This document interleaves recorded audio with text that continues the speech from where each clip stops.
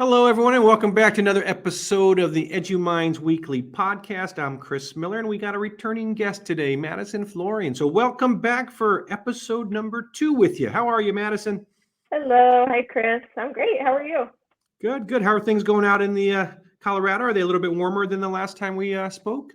Yeah, about 80 degrees today, so it is warming up. I think the Wow. ski resorts are about to close. So 80, that's nice. I wish it was 80 here in Ohio, but it's definitely not 80. But fantastic. So we have an interesting topic today, challenges of managing companies' culture integration in the midst of the pandemic. So I think it's a kind of cool topic. I think it's something that has probably changed, or people's idea of culture has probably changed over the last couple of years with the COVID pandemic. Also, culture probably has become a little more important, I guess, some people when it comes to maybe looking for a prospective job. So, definitely excited to talk to you about that. So, some people might be wondering, well, what in the heck is company culture? So, Maddie, I'll let you take it away. all right, sounds good. No, I'm super excited to talk about this because it's one of the most interesting non-traditional projects I've ever worked on as a project manager. And you're definitely right. I think the way that people think about culture has been reshaping for a little while and was really accelerated by the pandemic. So when we talk about culture, I mean, it's so much more than just the perks that you get at work or the benefits that are on paper. Those things are nice and they can definitely elevate an already strong company culture, but those things aren't the fundamentals, the things that really that establish strong loyalty to a company and get people to want to really establish a career there. So when we talk about culture, it's more about those fundamental things that get people to really want to believe in the company and live those values every day. So we talk about giving some kind of a purpose to why we come to work, and then once we have that kind of established at a fundamental level, then we start to add in all of those other things about culture, benefits and perks and employee rewards and things like that. But I think this is something that we want to definitely take seriously with the reshaping of the workforce that's kind of happening right now, because we've seen demonstrated over the last couple of years that the new generation that's coming into the workforce, they don't like to stay at one company for a very long time. Usually a lot of them like to bounce around every 4 or 5 years. So trying to figure out, what really keeps somebody engaged in the company and what makes them want to stay for a long time. Really helping them find the meaning in the work that they do is something that I think we should take really seriously going forward. So. No, I agree. I absolutely agree with you that, culture is something that's beyond what you see on paper. Getting X number of days off, amount of PTO, salary, they're great, but that's not what really maybe bonds somebody long-term to a company. Especially now, read many articles where people are actually turning down higher salaries from companies that have a culture of being 100% in office. A lot of people are looking for that hybrid or that remote. But people often ask, does culture change within a company? And I believe it does, and I think that this pandemic has definitely changed it. For example, a lot of companies had a culture where you're in the office 5 days a week, 8 to 5, whatever the hours might be. But they're forced to go either 100% remote or hybrid or of some kind of fashion. And then now they realize, or they've seen that productivity has remained high. Employees are happier. So maybe they've changed their culture to kind of, I guess, meet those needs of their employees as far as when it comes to being in office or being a hybrid or remote. But I guess an important question to ask, and I'll let you answer it, is, how is company culture established? Yeah, I think it's definitely established over time, but it can also change based on, what's going on in the industry or in the world at the time, like you said. So it has the ability to change, but it's kind of that over time establishment of, we set these values that we want to live by, but then do we actually retain those values as we move forward? I think it's got a lot to do actually with organizational structure as a company scales as well. So when we have a lot of growth in a company very, very quickly, sometimes it can be easy for culture could fall apart if it's not well managed, or if people aren't interacting well within the company. We've established silos where people don't really talk to each other. So keeping those kind of unified practices, those unified values together as a company scales is also really important. And then, as you mentioned, flexibility. So as things change, as people's values change, as the way that that we interact or the way that we do work changes over time, we need to be able to be flexible to that as well, to keep the company culture strong and to get top employees to want to stay there for a long time. So. No, that makes a lot of sense. So, let's say you're out looking for a job, and you've interviewed or you've viewed many different company profiles, job listings. How important do you think company culture is when making the decision to either join a company or select a company from a different company? I think that it is becoming a lot more important. I think people are definitely taking a step back to think about why they work for the companies that they do. And it's something that people will consider. We're definitely in an employee's job market right now, right? I think employers are a lot more desperate to hire people. So employees really have kind of the run of the mill when they're comparing potentially multiple job offers and trying to figure out, what's going to be the best fit for them.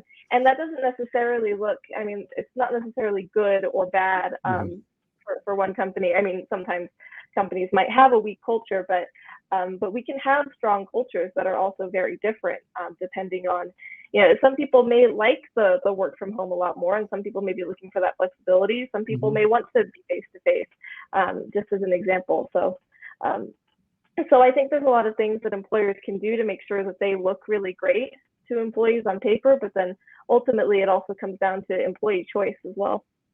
No, that's true. It makes a lot of sense. And you're right. I mean, it used to be where you're out looking for a job and you come across something. It's like, holy cow, Monday through Friday, 7 to 7. Well, that's the best I'm going to get. I'll take it.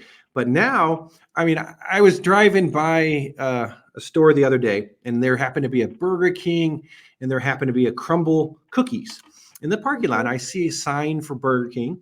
They were hiring at like $16 an hour, and they're also offering a free iPhone for those that join. And I saw Crumble Cookie offering $19 an hour, flexible shifts. I was like, holy cow. I mean, it's a struggle. So you're right. Yeah.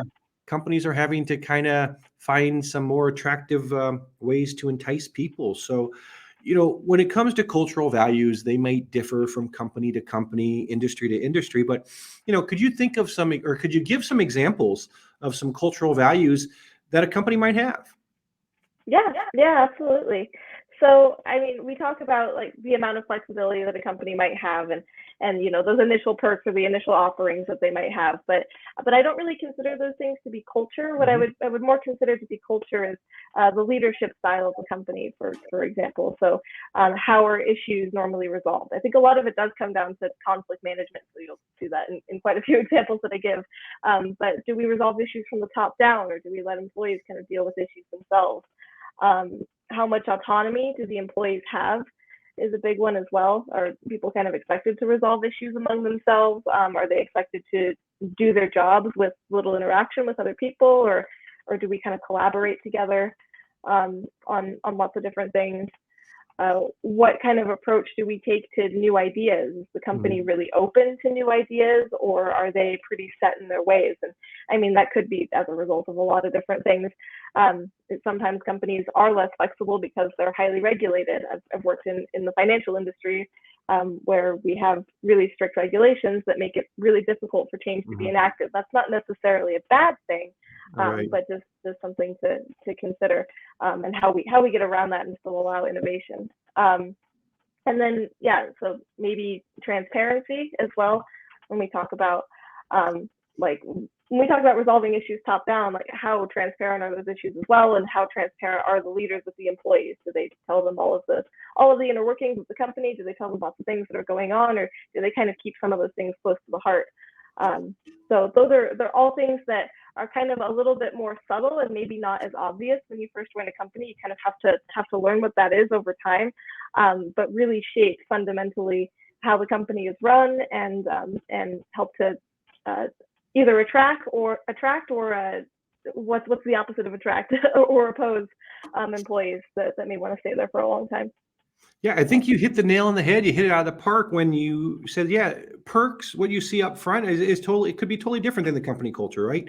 So, you might be like, holy cow, you're enticed by this high hourly wage, or you're enticed by this iPhone they give you to hire, but then you start to work for the company, you're like, wait a second, man, this is totally different than what I thought, because the perks were separate from what the company's culture is. It's funny. Sometimes I'll be talking to my friends, and I'll be like, they'll be talking about their company, the jobs that they do, the company they work for. And I'm asking them, I'd be like, well, what's your company culture? A lot of them don't have a clue. So how do you know what your company's culture is?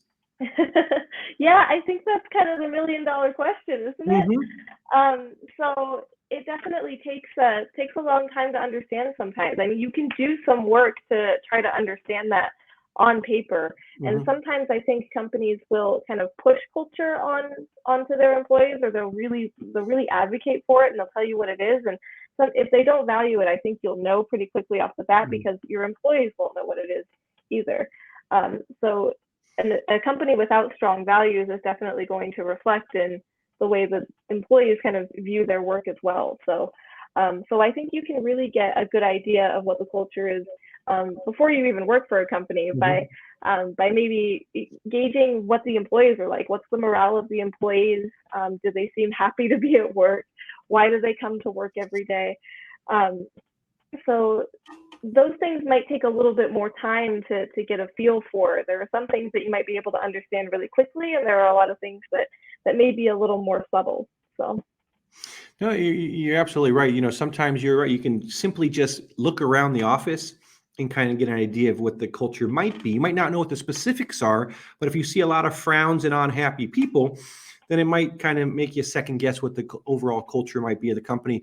I remember long ago when, you'd go and interview at a job, I'd kind of look around the office to see what the other employees are like. Are they smiling? Are they just quiet, heads down? And it would kind of give me an idea of what I might be walking into later on. When it comes to a company, not only are values and culture important, but also image. How they're perceived, both by people inside the company and then also people that are outside of the company. So I guess what I'm trying to ask is, what is the difference between a company's desired and perceived image? I think desired image is something it's aspirational, right? So we can have a certain desired image, and that does matter up to a certain point, because it's going to drive, hopefully, the way that you interact with the public, with your employees, with competition. But ultimately, I think what matters, or what people are going to remember, is the perceived image. So you kind of have to take that desired image and you have to translate it into the perceived image. So like I said, you can preach your values all day long, but ultimately it's the difference between telling someone that you're a marathon runner, or that, oh, you go out and run every weekend, and then, actually going out to run a marathon. So kind of a bad analogy, but so desired image, again, is an aspirational thing, but so it doesn't exactly matter necessarily after a certain period of time if you're not showing outwardly what those values are. And sometimes things can kind of get lost in translation if you're not careful. So it's important to have that kind of, you need to be able to translate what your desired image is to how the public or how other employees might perceive the image of the company. You're absolutely right. I think your marathon was a great example. I mean, like, you can talk a big game, right? But eventually you're going to have to put your mouth, or what is it? Put your mouth where I don't know. Put your mouth where your money is, put your money where your mouth is. Thank you. Because eventually you're going to have to, right? You can, I could tell everyone, I play ball every Saturday and Sunday. I'm like, oh yeah, I'm a great player. And then all of a sudden they come and show up. They're like, wow, you're really not that good. So yeah, perception is very important. So what is company culture integration? So this kind of gets into to some of the projects that I've managed. But when we talk about company culture integration, it's so we find a company buys another company, and usually that company kind of absorbs everybody else and takes in people and tries to align them with what the culture is. So the way that we kind of go about doing that, or how we might integrate them, is we find out where we're aligned, where the two companies are aligned, And then we want to try to retain the top talent at the organization that we're acquiring, because there are most likely really good people at the organization we're acquiring. Hopefully that's why we're buying them. So we want to make sure that we kind of keep those employees retained.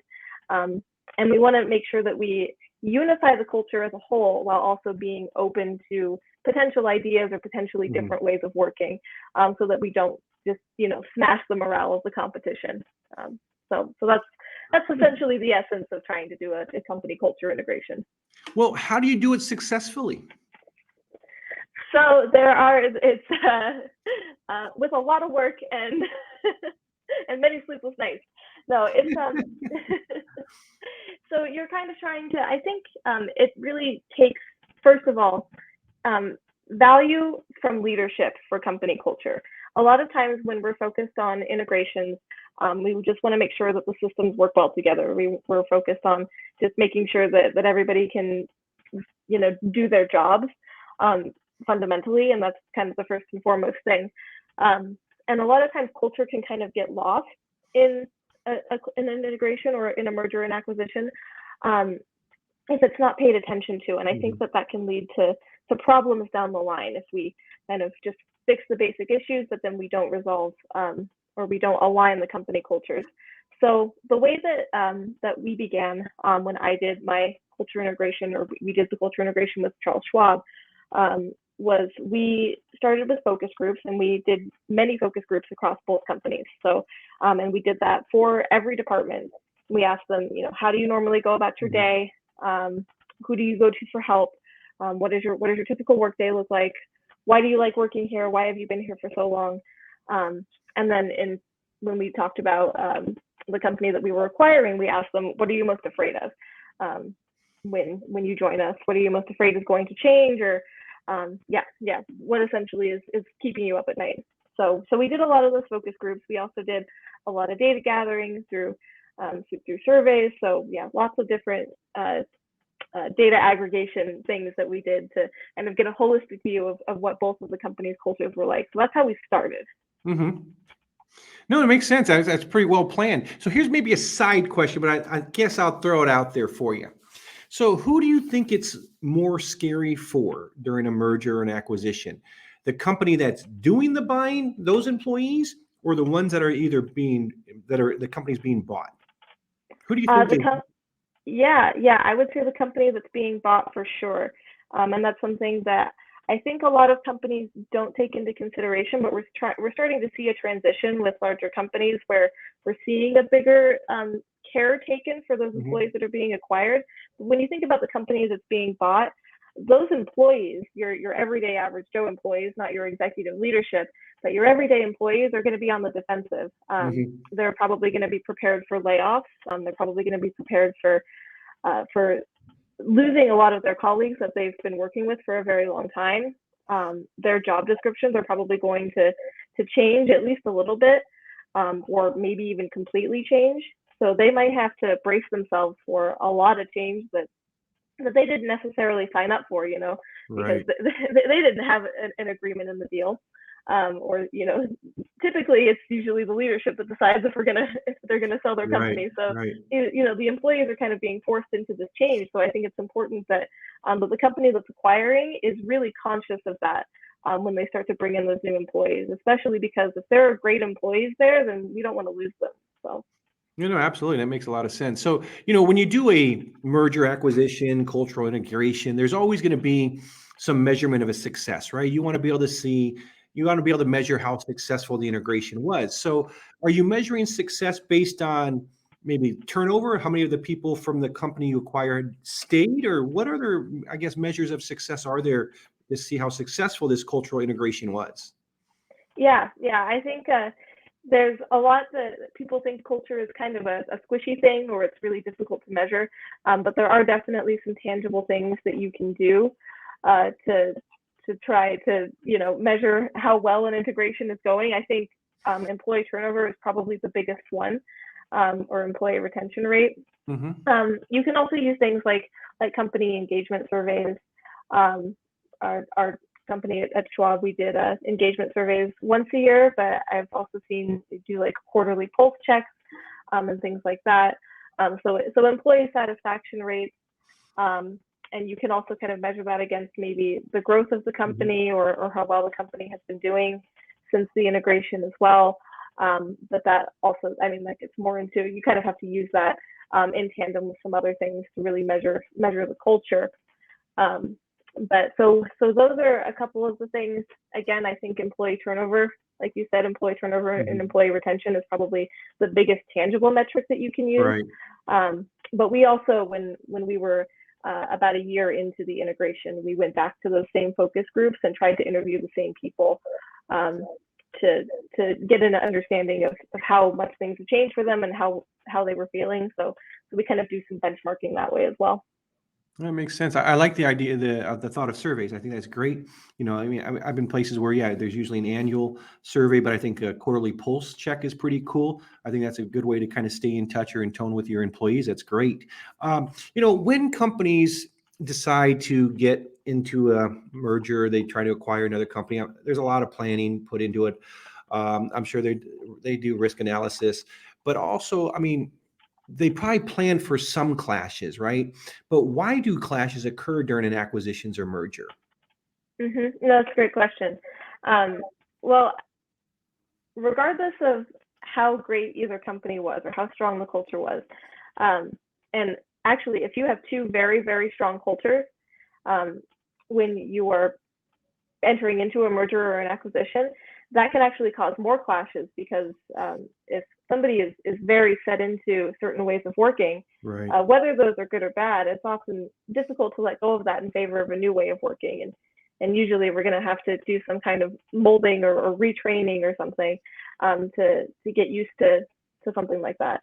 And then, as I mentioned before, employees are kind of on a constantly defensive state. If they're the company that's being acquired, they might be bracing for some pretty intense change. So I think that can definitely cause some clashes, especially if they see somebody, replace a colleague's job that they've been doing for a long time or something like that.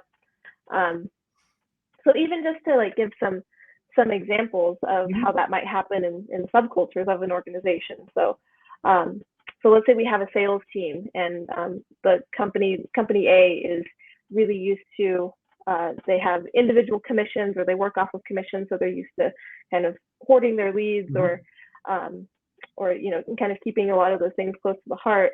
But company B has always done sales in a group region setting, so it's right, the entire group gets a bonus for the sales that they bring in for that quarter. So they're used to kind of sharing things as they go along. Well, if we're merging the company, we have to settle on one way of working, whether that's company A or company B, and one group is going to have to get used to a really different way of working, and that might be really difficult, on either side of the equation. So that's just one example of how things might clash, and that can happen, across every department. So if you think about a company as big as Charles Schwab, where we had 26 total different departments and and hundreds of employees, actually a few thousand employees, and all of those different little ways of working that are ultimately going to clash, and we need to work out. I definitely need a lot of strong leadership as we go through that. So. No, I mean, it makes perfect sense. And I love the sales example, right? If you're saying company or sales team or company A is used to individual sales, right? You go after, you get the sales, whatever you make, you make for your own commission. And then you have the company B where it just all gets into a pool. So, it can create problems, right? So if you're used to doing all the work and keeping it all, you're going into an environment where it's shared amongst a group where you might have people that don't work as hard or as much because they're still going to get a piece of your pie. So definitely can see how clashes begin there.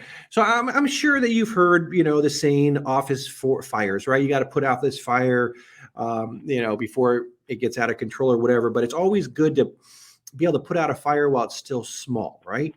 That way it's maybe a little bit easier. So what are some signs that kind of tell you that, holy cow, this acquisition or merger is starting to go south? Yeah. That is a great question. I think that when we talk about the most tangible measure of measuring whether an integration is going well is whether you are retaining your top employees from the acquired company and from the larger company as well. we want to make sure that we catch those warning signs before people start leaving, right? So I think if we involve our top employees early in the process, so that we can make sure that they're involved, that's a great way to keep a pulse on how they're doing. If we notice that the top employers or the top employees in the company start to become disinterested or stop showing up to meetings, they may have been, curious or wanting to help or really dedicated to trying to unify the two companies at the beginning of the acquisition, but if they start to become less focused or stop giving ideas, then you may have kind of an indication that things might be going south. So that's kind of on an individual level. You may also start to see some things not going very smoothly from a departmental level as well. So it's definitely something that you may want to keep an eye on. But I think involving employees from both companies early and trying to make sure that they get aligned is a good way to monitor and make sure that everybody is still interacting well together. No, I agree. The sooner you can catch a sign of something going south, the better for everybody. I know acquisitions and mergers they take a lot of effort, right? They're big. They're a big task, made up of probably many tasks. But is there a group or a team or a person that is in charge of this whole integration process? So we had, when there were smaller integrations or before this large one that we did, that may be managed by, just one team. For this larger integration that Schwab did, we actually established an entire department, the Integration Management Office, that was dedicated to coordinating across all of the leaders. So it stemmed from that. There's a whole department that was responsible for it, and then they involved every single leader from every single department or from every single enterprise to manage integration across the board. So and that was for not just cultural integration, but for the other integrations as well. So yeah, we had overall it was about a 250 person effort to manage the integration for Charles Schwab. It was a crazy acquisition that was it was a $26 billion acquisition. So one of the larger ones that has happened, especially in the financial industry. So we have that kind of the central management office, and I was kind of responsible for coordinating a lot of the activities that happen across all the different departments and of keeping everybody aligned with reporting. But I was one of very, very many who were involved in the acquisition. So at a smaller company, it might be the responsibility of, say, the HR department. Right. But yeah, it was definitely a different story at Schwab. It was a huge acquisition. So. Yeah, it sounds like a Herculean task there for sure. As you were talking, mostly we've been talking about culture integration, but as you mentioned, a lot more goes into it, right? When you're merging or acquiring companies, it's more than just integrating culture. It's an integrating process and a lot of other things. But how early in the process should you start integrating culture into the new organization that you're acquiring? I would say as soon as possible. Well, I'll disclaim that and say as soon as legally possible. The reason I disclaim that is because there might be a period of time before the deal is sealed and everybody signs it, where employees aren't really allowed to have much interaction. We don't want to necessarily trade confidential information. Right. But as soon as that period of time is over, as soon as you have the get-go from your company lawyers or from your leadership that's okay. I think even if you're not working together yet, and it may be a long time before everybody starts to work together, depending on the complexities of the company.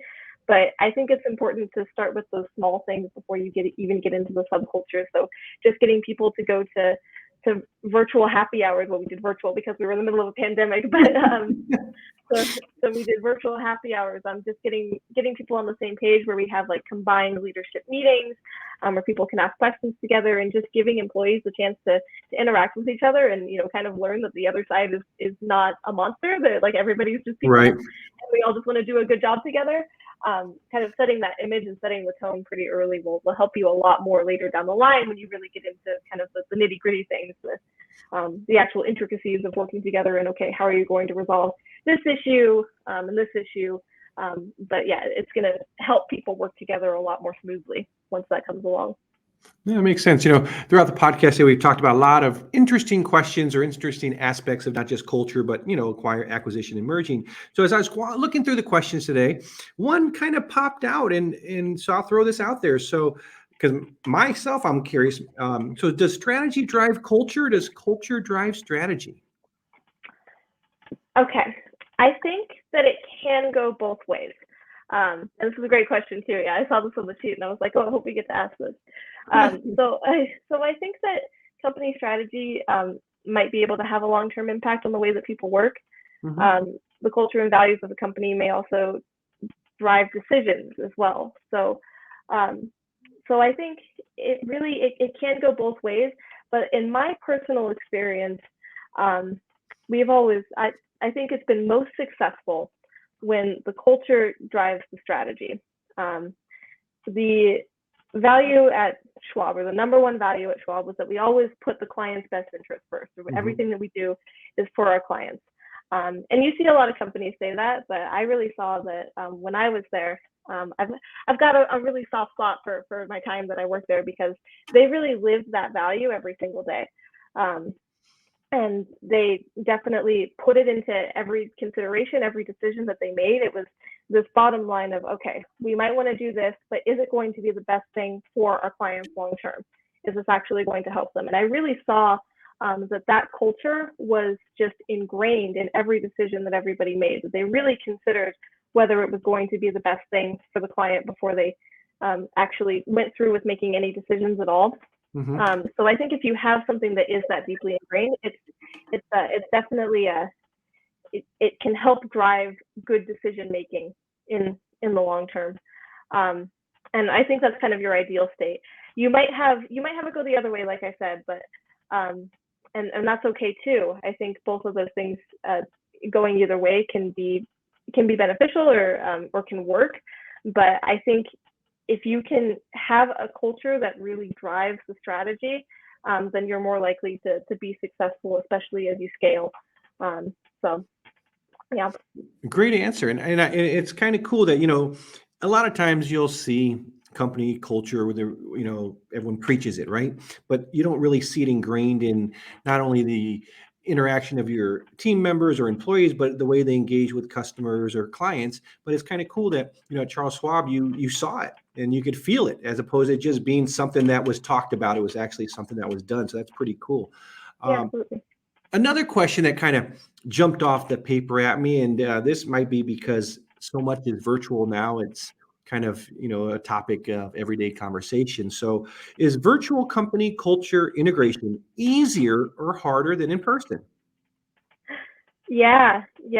No, I think this is a good one to close out with. I think with this question, we're actually getting into a little bit of the world economic situation right now, but we're seeing a lot of employee turnover right now. We're seeing a lot of people quit their jobs. And I mean, I think that's due to a lot of reasons, but I also think that that's kind of due to the fact that we are so virtual right now, that it's hard to really connect with a company's culture if everybody is virtual all the time.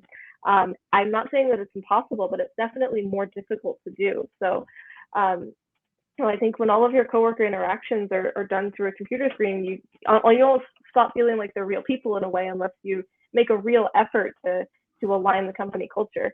So I think we're definitely in a situation now where we want people to have that flexibility. I mean, I don't want to complain about work from home too much, because it's been great for me, and it's allowed me a lot of flexibility in my career. And I know it's a lot of flexibility for a lot of people's careers. But I think that companies now need to make a much more conscious effort to connect people together and to really align on, this is the place that you really want to stay, and here's why. Because I think some of those things are harder to ingrain in people when we're all just interacting virtually. So I think we're going to see a pretty big improvement in a virtual communications technology over the next few years because of that.